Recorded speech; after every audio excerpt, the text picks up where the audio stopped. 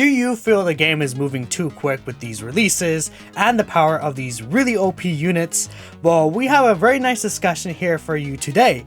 It's me, Minato, and I'm joined by none other than Mr. Baby, and we're going to be talking about power creep in Dokkan.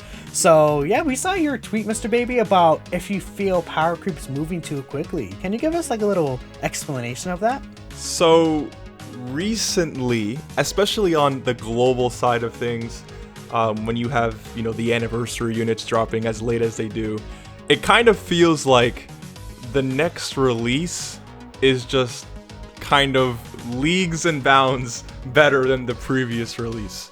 And sometimes I see comments under videos of other creators and stuff, and a lot of people are saying things like, oh man, I don't know who to save for anymore. It's because I want to summon for one unit, they're so good, but the next unit that drops is just so much better. What do I save for? That's why I ended up putting out that tweet, just to see and gauge what the community felt like as a whole. And yeah, I definitely think it's a very interesting topic. I've seen a lot of people split between whether or not they feel the game's moving too fast, or maybe if the game's actually at a consistent rate here. So we're just going to be giving our general opinions on, or at least the facts on, how power creep is actually moving in Dokkan. I'm going to be more of a JP perspective, and Mr. Baby's going to come from a global player's perspective. So I'll let you hand it off. I know most of our viewer base are as global players, so it'd be interesting to hear, especially from my end, how you feel. Yeah, so honestly, I think it's very important first to just get out of the way that Dokkan is a PvE game, right? The natural game that we compare Dokkan to is things like Legends. And in Legends, when it comes to power creep, you have to be very careful with how you handle it because it's a PvP game. So it's like summoning every or multiple times a month for the next best unit, and you have to be really careful, right, with how you handle power creep. But when it comes to Dokkan, since it's PvE, it doesn't really matter how OP, like the more OP a unit is, the more fun, the more you're going to enjoy the unit, right? But at the same time, when it comes to the global side of things, and since we get units, a little bit later than JP, sometimes multiple months ahead, it kind of feels like I mentioned before, it's like units are dropping and they have 2 minutes to shine in the sun before the next crazy unit comes, and then it creates the point of like, all right, what do I even summon for? What do I even save for? Do I just focus on anniversary? Well, if I save for anniversary and I pull the new units, who cares? Because worldwide, 1 month later, right, is going to just automatically obliterate, maybe not automatically obliterate, but at least top what the anniversary units are. So I feel like, at least from the global perspective, it feels like it moves a little bit fast, and then it kind of takes away from the, at least, what's the word, like the motivation to summon for things like not even, because anniversary is hype, right? So you're gonna summon regardless, but it's like, what do you even summon for? But what do you think as a JP player? What do you honestly feel? I mean, one thing I would like to add on to that is, with what you're saying about units coming out later, we have a really good example right now. The Resurrection at Blue duo, which, as a JP player, even when they came out, they were not like that enticing to summon on, because their kit wasn't like as, I would say, OP, I guess you could say is a good word for it, or overpowered as other units we got recently. Yeah. At least from a general perspective, like, we had Ginyu and stuff like that. Whilst on global now, we're getting units that are past, like, because on JP, how it usually happens is we have these units designed from 2 sections of the year, I feel, post anniversary and then post worldwide. Yes. So there's always like a little power jump between those. And what happens is that also affects the TUR unit and how good they are, right? Because, of course, if you have a power creep during worldwide, usually the TURs and units that were released after that do jump also ahead to fit with that type of power creep. So what happens on the global version is, if you get units that are delayed, such as the Resurrection at Blues, units that just weren't that impressive even on their JP release, it just causes them to look a lot worse. Yes. And if, like, you guys would look at that and be like, wow, look how fast we're moving, because this unit is not even like a year old. We're barely getting them and they're already power crept like really badly, right? So that's like the global kind of view. Well, as JP, it's more natural because we have these celebrations like anniversary worldwide.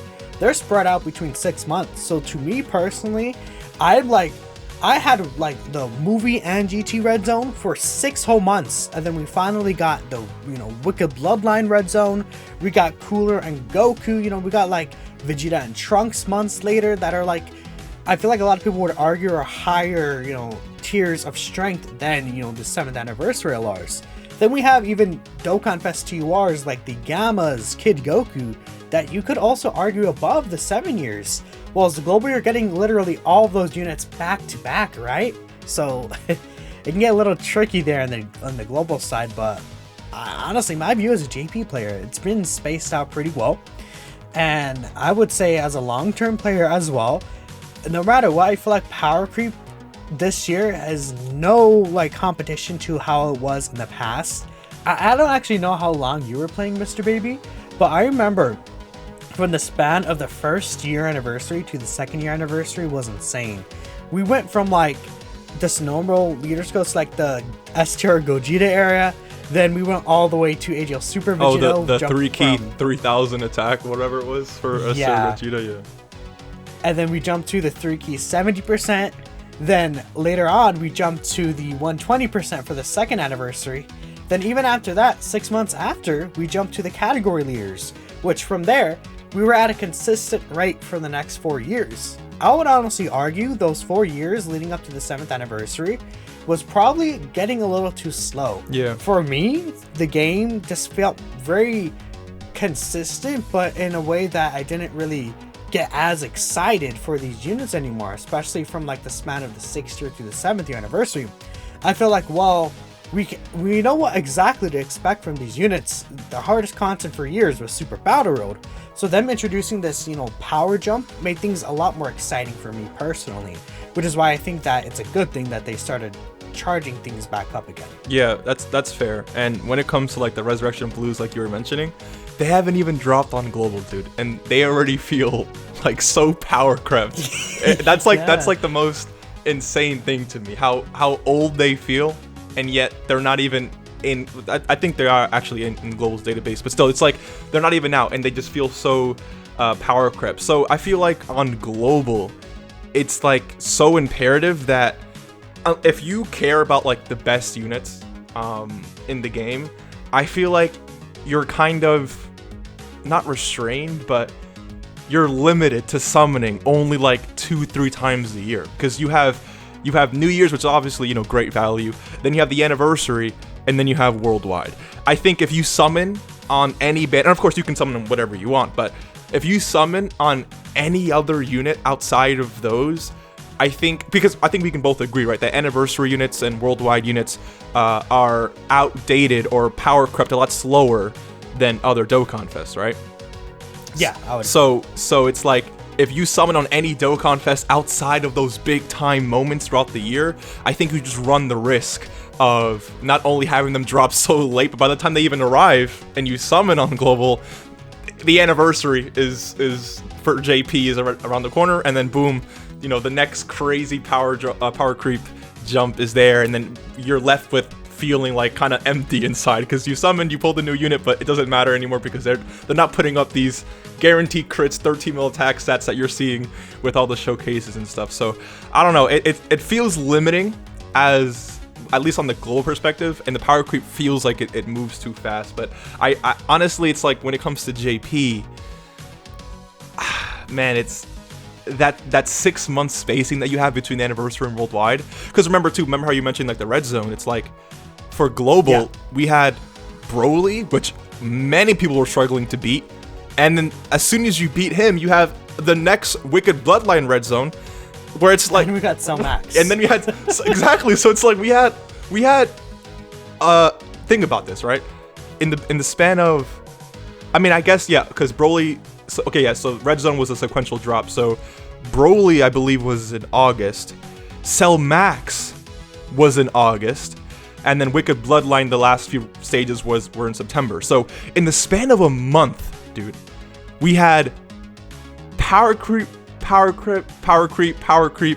or multiple jumps in power creep within these events, where you guys had time at least to summon for these units and adjust to it. So it's I don't know. I feel like depending on what version of the game you play, you're going to experience it a little differently. I just personally think, and maybe you can shed some light on this too, if you agree with what I'm saying. If you're on the global, it's like, and if you care about having strong units, I think anniversary and worldwide are the things you have to focus on, especially if you're free to play or can't spend that much money on the game. You can't whale out like others, which I also feel like is pretty limiting, because it's like imagine playing the game and not summoning like 10 months out of the year. How fun is that, Yeah, it's boring, right? And especially if it's a character, like, I know a lot of people were actually really like excited for the Resurrection of Blues, and I see it's like, at least a lot of people I talk to, they're very excited for the unit. Yeah. And it's just like, well, they just feel worse because we have better units around them. Yeah. It's going to be the same thing with Tech Bardock, right? We just got his details recently, so I still think while he's a good unit, compared to these other units released around him, he might not age as well, possibly, right? Just as a general like overview, we'll see how he actually works out. He's not even out in game yet, right? But it's possible that he comes out in global in like February, but then global is seeing all the 8th anniversary stuff JP has, and it's like, whoa. Yeah, exactly. Exactly. That's nothing else. And I guess the thing with this year I would keep in mind as well is I don't think the 8th anniversary is going to have as big of a jump as the 7th anniversary. Oh, I agree 100%. We're already in this 200% leader skill meta. I very much doubt they're going to go into like 300%. Yeah, there's no way. We were stuck in the really annoying 130 to this stat, 170 to this stat meta for like 3 years. And I think that was like, honestly, because I started playing around the first year anniversary of Dokkan, but I didn't really know. I was brainless. I didn't know what I was doing, so I didn't really have the time, the ability to really understand the game at that point. But after deleting the game and re-downloading it a few times and just getting a better feel for the game, it's like, I think the worst meta that we've had so far in Dokkan is the 130 to defense, or 130 to this, 170 to that. I did not like that at all. So the progression to 200%, I feel like, is the most enjoyable meta we're in so far. I don't think they're gonna buff it up to like 220 or 210. I think what they've been doing with Path to Power Goku, or even like, I think it's Gamma 2 who has leader skill, like with three categories for 170. Yeah, Gamma 2 has it. Yeah. And then even Gamma 1 buffs 2 categories for the 200% part, right? Yeah, I think that's what the 8th anniversary units will do. Like, at least for the Dokkan Fest, I think they're gonna bring back the Carnival thing. So, and honestly too, the Carnival LR is also, I think, it's not really a jump in power creep, but the ability to just give a flat one category, a flat 3-key 200%, I feel like is like a slight jump. Imagine that with Kamehameha. Exactly. So I think for the 8th anniversary, we're going to see another Carnival LR with giving 200% to a really strong category, and then the other Dokkan Fest might give 3 categories, 3 categories for the 170, and then 2 categories for the 30. I think that's the next step in the evolution of leader skills and power creep, and then maybe for like 10th anniversary or something, that might go like 220. I don't really know what they're gonna. I don't know what they're gonna do. No, 6 category leaders. Yeah, because remember that Goku and Frieza gave 177. When did they get their? Was it 2019 that they dropped? No way, 2020. No, that was way earlier than that. Wasn't it 2018? Let me bring it up. No, I think they're the 2019 worldwide. LR. I think it was 2019. Oh no, it was 2018. Yeah, 2018. Yeah, and they had I knew it. And they had 177 to their leader, and that was the biggest thing we've. Granted, it's only an extra 7%. I guess 14 with both leader skills. But keep in mind that we were still in that 170 meta for like an extra 4 years after that. So even if we see some slight increase in like 220%, I don't think that this is going to mean anything until like the next 3-4 years down the line, until we actually get like bigger increases. But let me ask you a question, right? What would you say for the global players who are kind of upset in what I'm saying about not really being able to experience the newest units for quite some time until they're just completely power crept. What would you kind of like say or like advise for players like that? Because I trust me, I hear a lot of complaints on the global side. I would say, honestly, most units that do come out nowadays are still relevant enough to be used in the most difficult content. We see creators like even myself, Truth, you know, even Ningen beating like these difficult stages, no items, you know, with every single new team that comes out basically, right? Yeah. So the thing is that as long as you focus on like certain teams, I feel it's something you have to really keep in mind, like you're able to really get ahead. And like the Ginyu team, for example. You have to really manage your stones. Yeah, like the Ginyu team, right? If you put all your stones into the Ginyu team even now is able to beat every single difficult content in the game, right? So as long as you really put your resources and don't spread them too thin, I think you will have a good chance at really beating all the content to help at the very least subside you and hold you over until maybe you see a character that you really badly want, like, you know, one of the anniversary lures, or, you know, again, I know a lot of people really wanted a Z Bardock Dokkan Fest, which we're finally getting. And I think he's still very good, and he'll be more than enough to beat every single stage difficult content. Because most of the time, they're not going to release a unit that's bad. And unfortunately, I will say most of the time because we got Raditz. Yeah.